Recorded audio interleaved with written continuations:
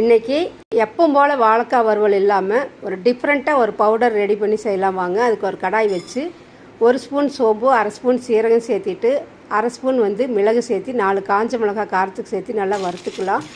இது கருகாமல் வறுத்துட்டு மிக்சர் ஜாரில் சேர்த்து கொரகொரப்பாக பவுடர் பண்ணி எடுத்து நம்ம சேர்த்துக்கலாம். எப்பவும் போல் வாழைக்காய் வறுவலுக்கு நம்ம காரம் மிளகாத்தூள் சேர்த்துவோம். அது சேர்த்தாமல் இந்த பவுடர் சேர்த்து போகிறோம். இப்போ அரைச்சி எடுத்துகிட்டு வந்துடலாம். இப்போது வாழைக்காய் ஒரு வாழைக்காய் கட் பண்ணி எடுத்து தண்ணியில் போட்டு வச்சுக்கிறேன்.